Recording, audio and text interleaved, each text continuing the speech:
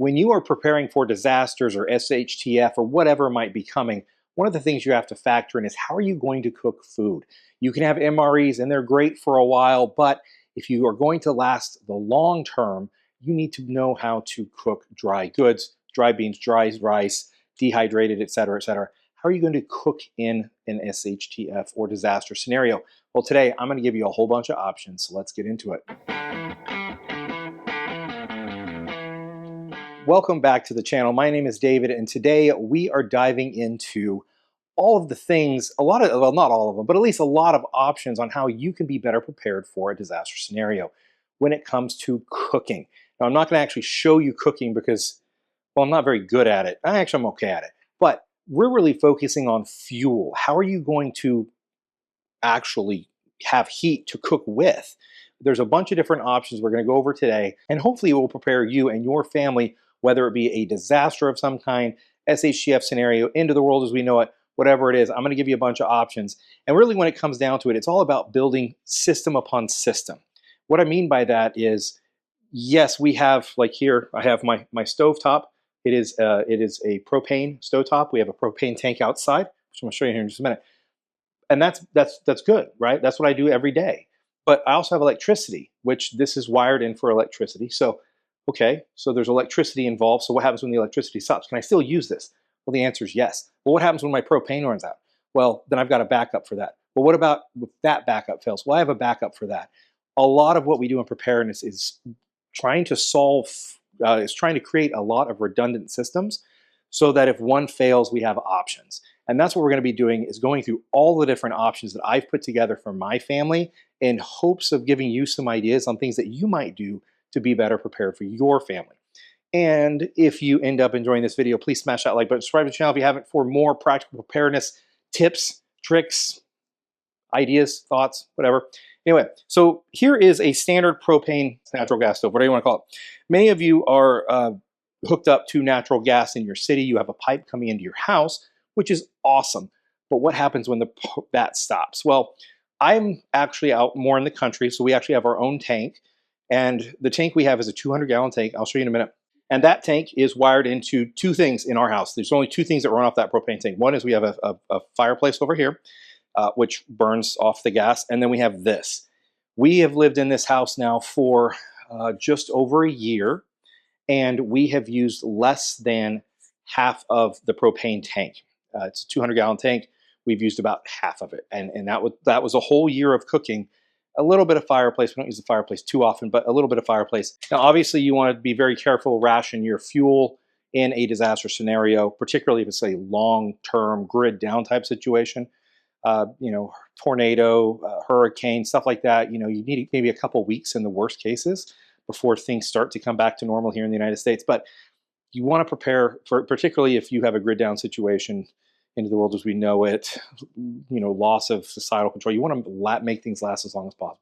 Now, let me show you some other parts of my plan. So what I got behind me right here is a 200-pound propane tank. And again, we've been living here for over a year. It'll be, 13, 14, 15 months now that we've lived here. It was filled right before we moved in, right as we moved in. And again, we've had over a year and we're only about halfway through.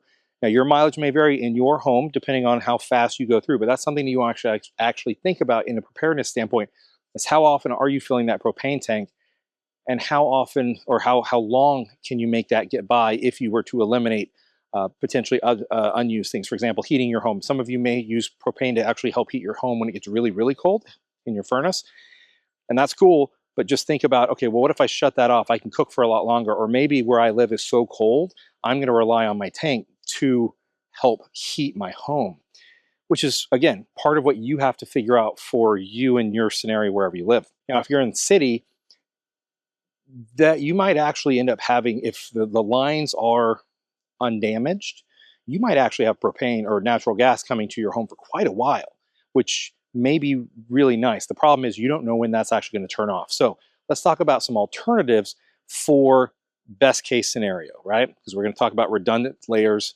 of preparedness so that, once this one goes down, we got these other options. So let's say something happens and this propane tank, I don't want to say blows up because then the whole house might blow up.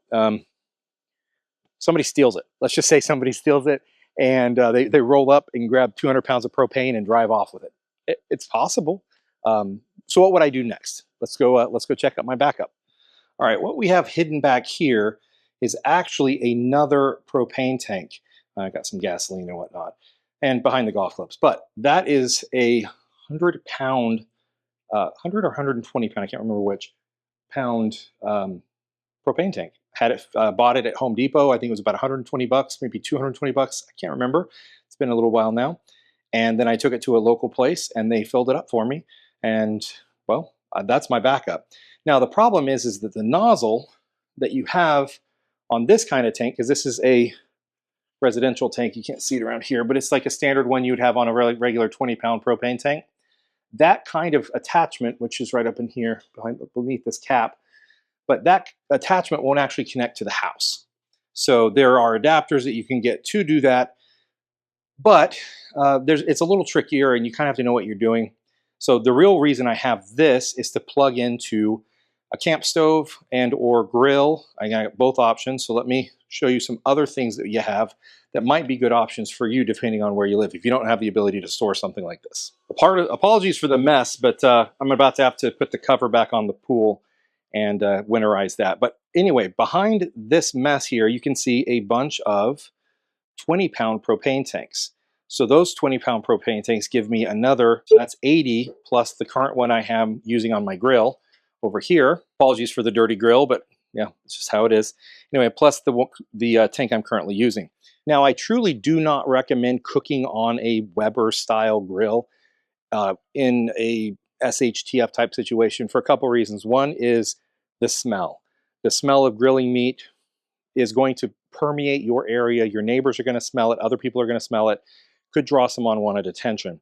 The second thing is you lose calories by grilling. I love grilling, don't get me wrong, but you lose calories that way because fat from the meat and other things cook off, and it's also just not as efficient when you're trying to like boil water. For example, if you put water on the grill to try to boil it, it's just not super efficient. So there's actually some better alternatives that I'm going to show you that are a little bit more efficient. All right, down here we have a couple of things that I wanted to show you that come with the system that I've set up. One is the food dehydrator, which is a plug-in one, I can plug that into the generator to help dehydrate things. Get into farming, get into gardening, and I want to dehydrate stuff. I can do it. It's a pretty good one. Don't have a lot of experience with it, to be honest, but it's an option that I have. Next up, next to that, right there, is actually a gas stove. It's a little camp stove, Coleman style 3-burner camp stove. Now, that's a great option, and I can plug that into the propane tanks. The problem is those things are not set up to plug into the same size fitting as the grill outside. So to overcome that, you have to get an adapter, and that's what this is. I got this off of Amazon. I actually have 2 of them. I got one as a backup. But basically, this screws into the propane tank, and then this is the threaded piece that then goes into the grill. And the idea being that I can then take that grill, I can go outside if I want to cook outside. I can go into a corner near a window, and I can open up that window and cook over by the window. Now, one thing you have to be careful of if you're cooking with propane inside is carbon monoxide poisoning, which is a bad thing. So make sure you are cooking in a ventilated and safe way. Obviously, like you cook on the stove in the kitchen and it doesn't kill you each time, but just be careful. Recognize that is a possibility, something you need to account for. But make sure if you're trying to use full-size propane tanks with a camp stove, you've got to get the adapter. Now, I also have a little buddy there, which again uses this kind of a thread, the smaller threading. It's made for the little 1-pound Coleman bottles, and those are great. Great option there for some heat in an emergency. Obviously, you're going to burn through your propane very, very quickly using one of those. But in a cold enough night, it might be necessary for you and your family to do that. So the next option is based off of electricity. Now here is my EcoFlow generator. I like it. I've not really used it very much, so I don't have a lot of experience with it to tell you if it's a great one or not. But this generator with a backup battery, I've got a solar panel system with enough solar panels that I can actually generate the necessary electricity for the house, fully charge the thing in about 4.5 hours with good sunlight, maybe 5 if it's 5 or 6, 7 if it's cloudy or partly cloudy, but at least I have some options there. And that gives me some electricity to use some cooktops, which are electrical based. Now, the idea with the generator, and the reason I bring that up, is because I have an induction cooktop. Now, you may have, seen cooktops where it's like the old school coil heated elements, and those are great. But you can do a lot more with an induction cooktop for less power, and that's kind of why I went with that. And what this is, I got this off Amazon. Again, I buy stuff on Amazon because it's usually cheaper and easier.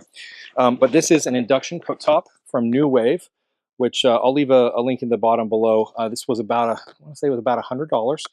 And if you've ever done induction cooktop cooking, it's pretty awesome. It generates very little heat, and it's really efficient for actually just cooking more directly, I guess.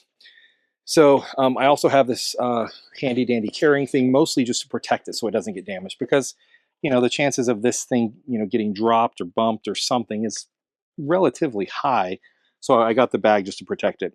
But again, this then can plug into the generator. So that is the electrical way. So we had a propane way of heating, multiple, we had two different stoves. We have the camp stove and the kitchen stove top for propane natural gas usage, for example. Then we had electrical using the solar generator and the induction cooktop. We are back outside underneath the deck because I wanted to show you the next more primitive way of cooking, and that's with, well, wood. This is a wood stand, got it off Amazon, went down to the local chainsaw service place near me that actually sells wood. It was just the cheapest way to do it. And I bought up a bunch of wood from them. I have it stored under here under the deck, and it is covered to help keep it dry. Now, how long would this wood last if I were using it daily for cooking water, et cetera, et cetera? Not particularly long. And that's why, well, I live out in the country because there's woods. This is my backyard right now.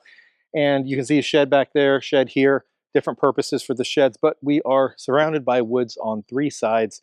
There are neighbors through the woods in certain distances in different directions, but that's okay. But I can always cut more wood down. Now, for any of you who've ever tried using fresh green wood to make a campfire, etc., you'll find that it doesn't do very good. So you do need time, some lead time to cut the wood, split it, and then let it dry. Now, just so happened that we had a couple trees that we had to bring down out past the shed back there, and so they've been down for about 7-8 months. I need to probably go cut them and process them before they get too nasty. But if you let it dry, you want your wood to dry out a bit before you start to use it. Now, you can cook on a campfire like if you were camping, but the reality is that that's actually not that efficient for cooking either unless you have the right tools. So let me show you some of the tools that I have that should make camping on a campfire on a regular basis much, much better. One option is a fire grate. The idea is that you basically lay this over the fire, you build the fire underneath it, or you build the fire and you put this on top of it. And then you have a platform to actually put your pots, pans, etc. You can get two full, a pot and a pan, and actually do a decent amount of, it's a little dusty, sorry about that, but you can get a decent amount of cook space by just using something like this. Again, not very expensive, kind of old school, but it will work to cook over the fire. Let me show you some other things. It'll be something like this. This is a Dutch oven. Basically, the way it works is you put coals on the bottom or coals on the top, depending on the recipe or what you're trying to cook. There's different ways of doing it, but you end up essentially using this as a vessel to hold your food, and it cooks in here with the coals on top or coals underneath, or both. Another thing you can get a hold of is something like this. This is a Coleman oven, and the way that it works is you actually can use it as an oven. You build the fire and you have coals underneath it, or next to it, or depending on what you're doing. And you can actually use this as a closed door oven for baking and stuff like that. So again, another option to make more capability around a fire. Now, in addition to those tools, there's some other things that you can actually use that can be pretty effective. One is you can make an earthen, almost like a pizza oven type thing, out of clay, cement, even dirt if you want. Now, another option is something like this, which can be really efficient when you're trying to burn wood and cook without using a lot of wood. Like, this is something that's very, very efficient. You put your pot on top, you get, or pan, whatever, and then you actually feed your wood down into here. But I've never used this particular one. That's why it's sitting on my shelves nice and clean and pristine for a potential disaster. Anyway, that is another option, but there's even more. Now, those are all things that I would call like decent options for if you're bugging in, right? Like if you're in the house, hurricane, tornado, you're not planning on leaving the home, anything like that, I think those are great options. However, if you do have to bug out, which can happen, it's not ideal. Like to me, bugging out is like the last resort, but it can happen. And so if you do bug out, how are you going to cook as you travel? To me, the best way of doing that is to look at what hikers do. People who like hike the Appalachian Trail and stuff, what do they use? Because they're hiking for weeks and weeks at a time, really months at a time, having to use different fuel sources, etc. So what are some options for if you bug out? This is an alcohol stove. What you do is you put alcohol in it, you light it, and it turns into this very efficient little cook oven. These things are okay options. They're just soda cans, so they're tin cans. I could probably crush this with my hands if I squeezed hard enough. Not very tough. The other thing is once it's running, you can't add fuel in the middle without high risk of injury. So essentially the middle part's the vessel that holds the alcohol. And if the flames come out these little holes on the side, I don't know if you can see that. But if you have it lit and you try to pour alcohol in it, splashing over, causing additional fire. So it's a little bit dangerous. They work decently well, but you're not going to cook like a big thing, a big, bucket of water with something like this. This is for like the simple little one person use type things to boil just enough water to make a meal for one person. Another option would be something like this. This is an MSI Expedition, and it's made for backpacking and cooking for a larger group. These aren't, I didn't attach it properly, but basically these things sit in here. You put your pot on top, and then you have a fuel bottle, which this screws onto and acts as your regulator, which then hooks up to the tube over here. Great part about it is you can have this big fuel bottle and you can get as many of those fuel bottles and just take them on and off and really cook for a long time on that. This is the fuel bottle for that canister. You basically take that little regulator piece and you screw it on here, there, you pressurize it, and then you just run off of this fuel bottle. So again, this will run for a lot longer than one of the little 1 liter Colemans. So if you're having to do continuous cooking, might be a good option. I'm not saying it's better because I think circumstantially either one might be better. But let me show you one last option. Now, this is the last option, and I'm not going to build it in front of you because it's a little bit of effort. But what this is again, it's another wood stove, and the way that this works, I'm not going to admit how long that actually took me to put together. I haven't put one of these together for like 2 years maybe. And so it was really bad. But I promise you, it's not that hard if you're smart. And I know all of you are because you're watching this channel, but I'm not particularly smart. Anyway, the white stuff on here actually peels off. Let me show you. So it just peels off. It's just a protecting thing. Again, this is just a little backpacking stove. And so the idea is that you put this thing together, you feed wood in through the front, and the fire comes out the top, and you put your pots on top, pans, whatever. Again, it's more of a personal size item, but it might be something for you to consider putting in your bug out bags. If mom and dad, for example, each have one of these, and you can cook, heat water on one and maybe do something else on the other. Some options there. Sorry, I'm so obsessed with peeling this off now I can't hardly help it. But nevertheless, so this is another option which I actually like because it's super simple, and as long as you're somewhere where you can find little sticks to feed in the front, you're good to go. The whole idea here is that you have a bunch of different options, and there are other options. Everybody, solar ovens and other things. I've not ever been a big fan of those, but they maybe have their place. But whatever options you're looking for, when it comes to feeding your family, yes, you want to have the food. Check. You want to have the water to mix with the food, right? So dry beans plus water equals delicious beans. Now, if it's a short-term disaster, maybe you can get by with some simple things, because the longer that you're in a disaster, the more likely that one of your systems is going to run out of fuel or fail. And that's why propane / natural gas / electrical solar generators, other generators, all the way down to old school fire. Give yourself some options so that you are ready if something ever comes your way, so that you can feed your family and friends and group and whoever else you're cooking for. Because heck, it's the end of the world. We might as well cook the food and enjoy it or something. I don't know where that came from. Anyway, hopefully you enjoyed the video today. Please smash that like button. Subscribe to the channel if you want. If you haven't, and if you want to see more content, practical preparedness tips from me. See you next time.